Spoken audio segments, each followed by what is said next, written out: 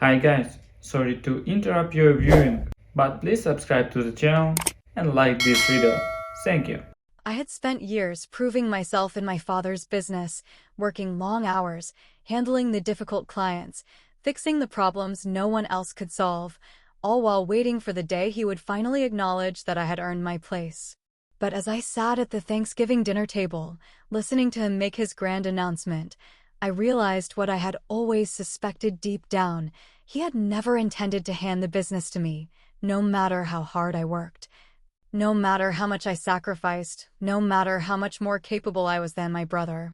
Tom, my father, leaned back in his chair, swirling the last of his wine in his glass, his face glowing with satisfaction as he took in the room, fully aware that all eyes were on him. The fireplace crackled in the background, the scent of roasted turkey and cinnamon lingering in the air, the warmth of the holiday completely at odds with the icy pit forming in my stomach as I waited for the words I knew were coming. "Now that we're all here," he said, tapping his fork against the rim of his plate, "I think it's the perfect time to share some exciting family news." I watched as my mother, Linda, straightened in her chair, shooting me a quick glance, the kind that was meant to warn me to keep my mouth shut, to be gracious, to accept whatever was about to be said without making a scene. It was the same look she had given me my entire life whenever I dared to ask why my brother, Eric, got everything handed to him while I had to fight for scraps.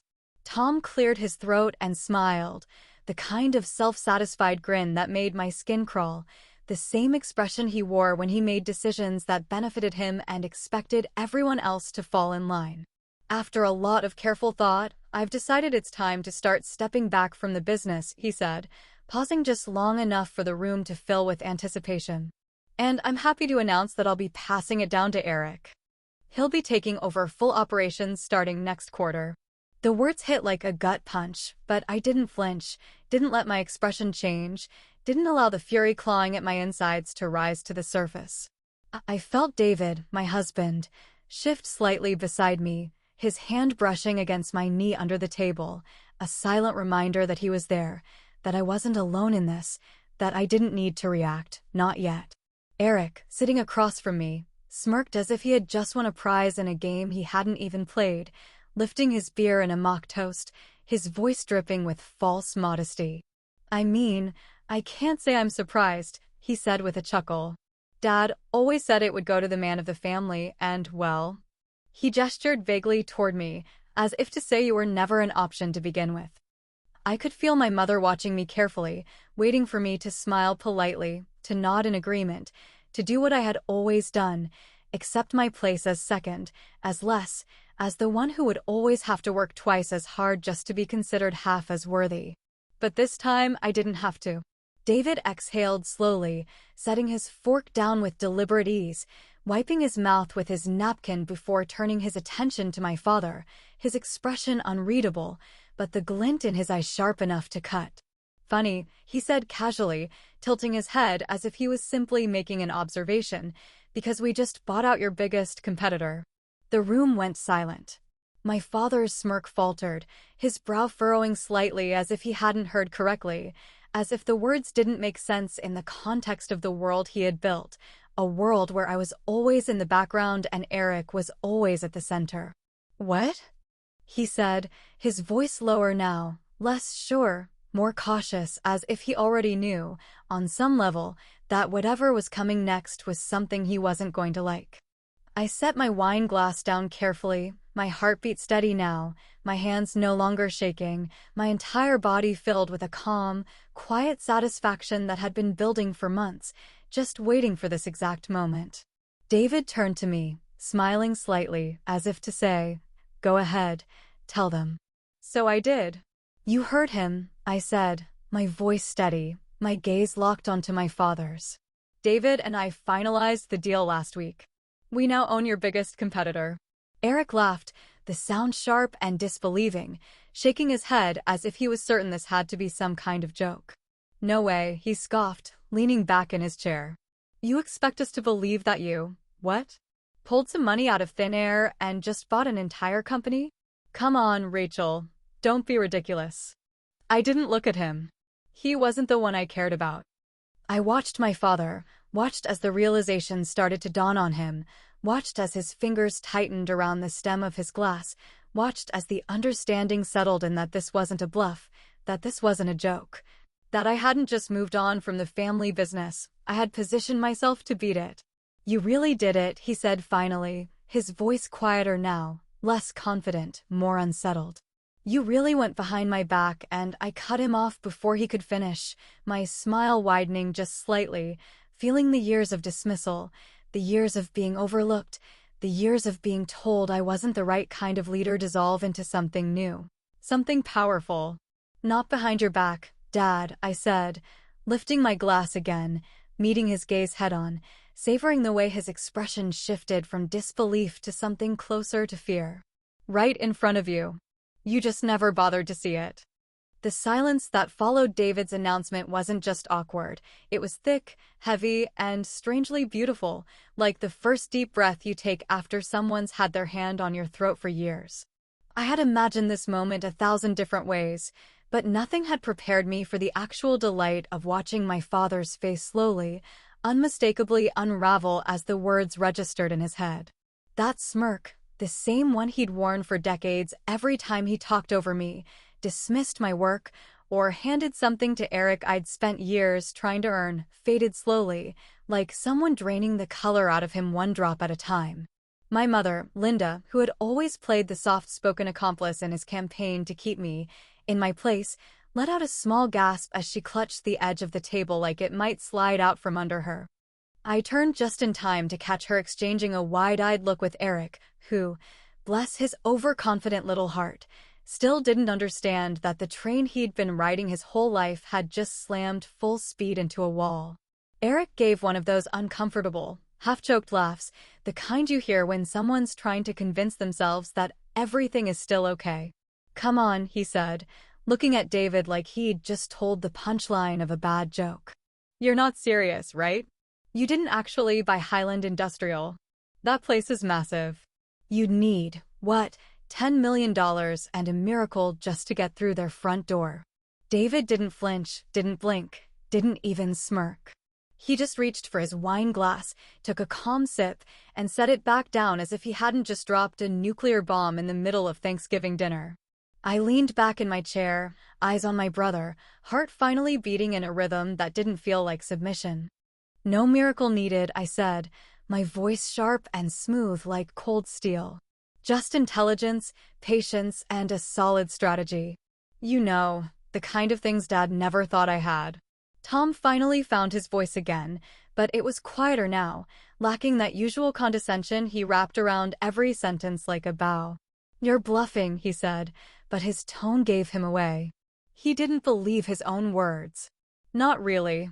I turned my body slightly toward him, keeping my face composed while fire simmered underneath my skin. 2 weeks ago, Highland's board started entertaining offers after their third-quarter losses. Their president had already floated the idea of selling the brand if the right offer came in. I got wind of it. David set up a meeting through a mutual contact. We made the deal in 6 days. Due diligence done. Contracts signed. Closed and sealed last Friday. Linda let out another soft gasp, this one edged with disbelief and something close to fear. Eric's smirk, which had been trying to stay alive by sheer muscle memory, finally gave up and slid off his face completely. Tom just sat there, staring at me like I had grown horns, like I was no longer the daughter he had ignored for so long but some new, dangerous creature he hadn't accounted for in his plans. "Wait," Eric said suddenly, voice louder now, brittle and cracking. That's not even possible. Why would they sell to you?" I leaned forward just slightly, enough for him to feel the heat in my words, but not enough to break the calm. "Because I showed up with the money. And because I wasn't tied to outdated notions about what kind of person should lead a business. And I don't know, maybe because I'm not the kind of guy who fumbles every opportunity that lands in his lap and still expects to be rewarded for it." Tom's jaw was set tight now, his shoulders stiff. "So what?" he snapped. "You think owning Highland means you've won something?" "My company's still ahead of them in market share." "For now," David replied before I could. His tone wasn't mocking. It was just a fact. "But Highland has deeper infrastructure, better suppliers, and a customer base that's been begging for better leadership. Rachel has already scheduled meetings with their regional managers and key clients. By Q2 next year, your company won't just be behind, it'll be bleeding. I watched the color drain from my father's face like someone had pulled the plug. He looked older in that moment, more fragile, smaller. And I felt absolutely nothing for him. The rage I thought would bubble up in me never came. Because this wasn't about revenge for the past anymore, this was about power in the present. And for the first time in my life, it belonged to me. Across the table, Eric slammed his hands down, making the silverware jump. His face was red now, his voice nearly shouting. "What the hell did you just do?" I didn't answer right away. I wanted him to sit with the question, to feel it crawl under his skin and fester. Because it wasn't just a deal. It was a declaration. And we were just getting started. Eric's hands were still flat on the table, fingers splayed, his breathing shallow, his face burning red as he glared at me like I had just kicked over his carefully built tower of privilege and entitlement. The funny thing was, he had never actually built anything. He had just assumed that everything would be handed to him when the time was right, that the world would always make room for him the way our father had. But now, as he sat there blinking in shock, I could see the cracks forming in that delusion, tiny fractures in the confidence he had never really earned. I took my time, adjusting my napkin on my lap, tapping my fingers lightly against the rim of my untouched water glass, letting the weight of the silence stretch between us like a taut wire.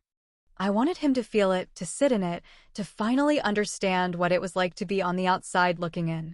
I had spent my whole life watching them make decisions without me, passing me over, pretending I didn't matter, acting as though I was just another employee instead of the daughter who had poured everything into the business they were so eager to keep away from me. I leaned forward slightly, my voice even, controlled, deliberate. "I've been watching Highland for years," I said, letting my words settle before continuing. "Watching their numbers, watching their growth, watching them adapt while you and Dad sat back and expected the market to stay the same just because it always worked for you before." Tom's eyes darkened, his lips pressing into a thin line, but he didn't interrupt. Maybe he thought I'd trip over my words if he let me keep talking. Maybe he thought I'd hesitate and give him an opening to regain control. He had no idea that I had planned this moment for years. "While you were coasting on reputation," Highland was pivoting, I continued, keeping my tone factual, detached, as if I was presenting quarterly results in a boardroom instead of dismantling my father's legacy at the Thanksgiving table. "They saw the market shifting before you did. They made smarter supply chain decisions. They invested in the right technology while you kept throwing money at outdated strategies because you were too stubborn to admit times were changing." Eric let out a sharp, bitter laugh, shaking his head, clinging to the last bits of false confidence he had left. "This is a joke," he said, but I could hear the strain beneath the words, the slight tremor in his voice that hadn't been there before. "You think you're just gonna waltz in and take over? That customers are going to just abandon us because you decided to play CEO for fun?" I tilted my head slightly, letting my lips curve into the smallest, coldest smile. "They won't have to abandon you," I said, pausing just long enough for the tension to stretch thin. "You'll run them off all on your own." Tom finally set his glass down, pushing his chair back just slightly, straightening his shoulders like he was preparing to finally step in, to put an end to all of this, to remind me, again, that this was his kingdom and I was nothing more than an intruder. "You don't know what you're talking about," he said, his voice low, almost controlled, but I could hear the anger bubbling just beneath the surface, pressing against his teeth like he was holding it back with sheer force. "I built that business from the ground up. I made it into something real, something lasting, something strong. I didn't blink. And now I'm going to tear it down," I said, my voice steady, calm, sharper than a knife but softer than a whisper. Linda gasped, her hand flying to her mouth, as if she had just realized for the first time that this wasn't a game, that this wasn't one of those fights where I'd get frustrated and storm off, only to come back later and pretend nothing had happened. "No, this was final." Eric scoffed again, but I could see the cracks deepening now, the quiet, creeping fear setting in as the reality of the situation started to weigh on him. You don't even have experience running a company that size, he sneered, grasping for something, anything, that would make this less real. You're going to run it into the ground in 6 months. David let out a quiet chuckle beside me, finally deciding to step in. You really don't get it, do you? He said, shaking his head as he swirled his wine in his glass. You keep talking like Rachel is some outsider who doesn't understand business, but the truth is, she's been running your company for years. You just never noticed. Every major deal your dad closed in the last decade? Rachel laid the groundwork. Every crisis you narrowly avoided? Rachel handled it before it ever reached the boardroom. The only difference now is that she will finally be the one collecting the profit instead of watching you two take the credit. Tom's fists clenched on the table, his jaw tightening as his eyes flicked between David and me, the weight of everything crashing down on him all at once. The years of dismissing me, of underestimating me, of assuming I would always be there, waiting in the wings, hoping for a seat at a table that was never meant for me. His breathing was heavier now, his composure starting to fray at the edges. You think you can just walk away from this family and ruin us? I leaned forward, resting my elbows on the table, my smile unwavering. I didn't walk away, I said softly, tilting my head just enough to let the words land exactly where they needed to. You pushed me out. Tom's face darkened, but for the first time, it wasn't anger. It was fear. Because he finally understood, this wasn't his world anymore. It was mine. It started like a tremor, subtle at first, my father's nostrils flaring, his jaw tightening, that twitch in his right hand I'd seen 100 times before when something didn't go exactly the way he planned. Then the tremor cracked wide open, and he slammed his fist against the table so hard that silverware rattled and a spoon clattered to the floor. You ungrateful little girl, he growled, his voice louder than I had ever heard it in public, sharp enough to make one of the younger cousins at the far end of the table flinch. You have no idea what you've done. You've betrayed this family. You've betrayed me. I didn't flinch. I didn't even blink. I just looked at him, still seated, my hands folded neatly in my lap as though this was just another boring quarterly meeting and not the unraveling of a decades-old dynasty built on ego, entitlement, and silent resentment. I didn't betray you, I said calmly, letting the words roll off my tongue like I had rehearsed them 1,000 times in front of a mirror. You betrayed yourself the day you decided I was never going to be good enough simply because I wasn't born a man. Tom's face flushed red, the vein in his temple twitching in rhythm with his shallow, furious breaths, and I could see it, clear as day, the realization that this wasn't going to be one of those moments where he could just shout until everyone backed down. I wasn't 12 anymore. I wasn't the daughter who begged to be taken seriously. I was the woman who had quietly taken everything he undervalued and turned it into an empire of my own. Linda reached across the table, her voice a mix of concern and desperation, trying to smooth it all over with the same soft-spoken platitudes she had used my whole life whenever things got tense between us. Honey, she said, placing her hand over mine like it still meant something, let's not turn this into a fight. We're family. We've always said family comes before business. The thing is, that phrase used to work on me. It used to cut right through my defenses and guilt me back into line, reminding me of every Sunday dinner I showed up to even when I didn't want to, every birthday card I signed for people who wouldn't have remembered mine, every time I swallowed my opinions just to keep the peace. But tonight, those words had no weight. They were hollow. I looked at her hand resting on mine, then slowly pulled my hand away, not violently, but deliberately. No, Mom. You always said family comes before business. But only when it served his business. Or Eric's. Never mine. Eric, still pale and clearly rattled, straightened in his seat like he was trying to regain some sense of control. Okay, let's be real here, he said, motioning between us like some half-baked referee. This isn't good for anyone.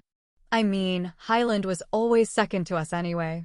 If you're in charge now, fine, whatever. Just don't tank Dad's company out of spite. You can help keep it afloat, right? You're good at that stuff. There it was.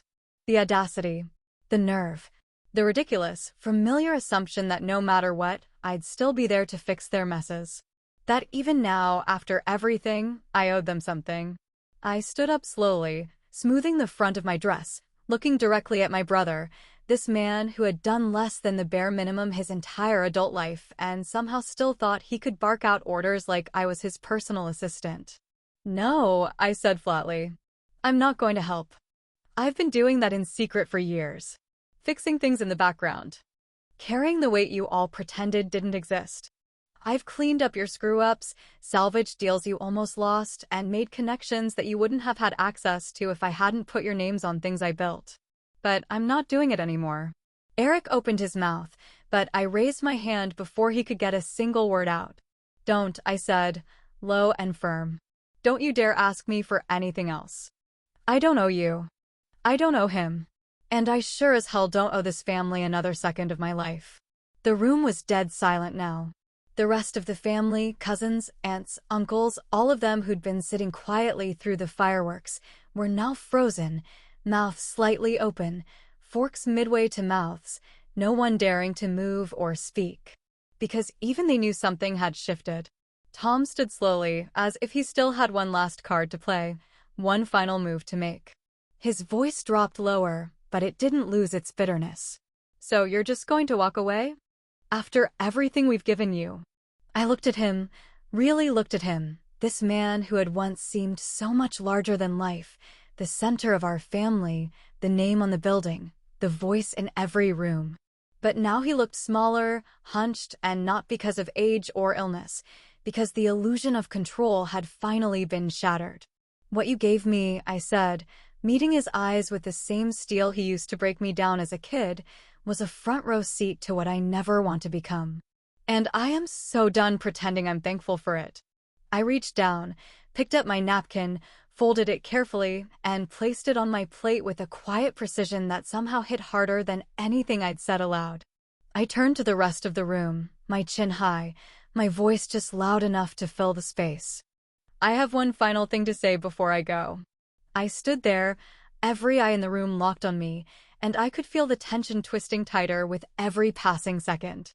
It felt like the air itself was holding its breath, waiting to see what I'd say next.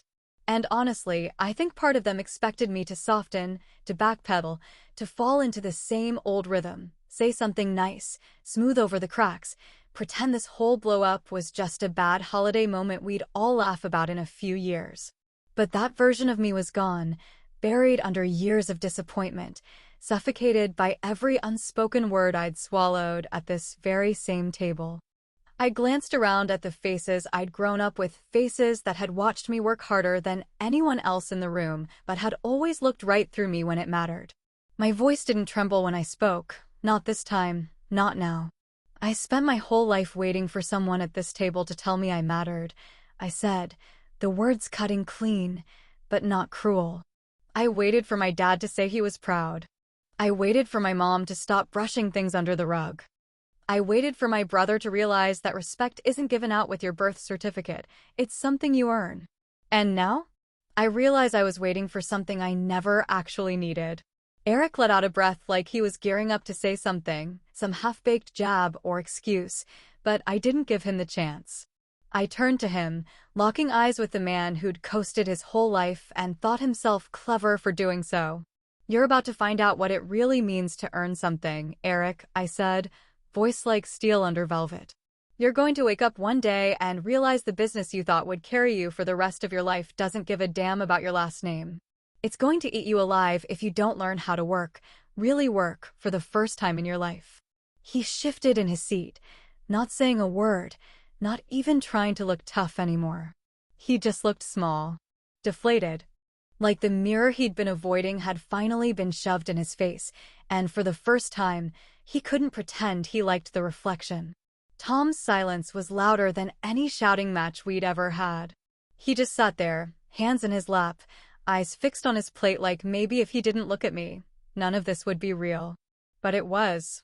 Every word, every second, every breath was real, and there was no going back. Linda blinked rapidly, lips parted as if on the edge of a plea, but no sound came out. Maybe she wanted to say she was sorry. Maybe she wanted to tell me to stop, to be kind, to remember that family is family. But whatever words she had left weren't strong enough to hold up the crumbling mess in front of her. I looked between the two of them and shook my head.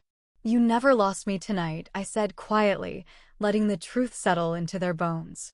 "You lost me a long time ago. You just didn't notice because I kept showing up. I kept trying. I kept hoping you'd see me for who I am, not who you decided I should be.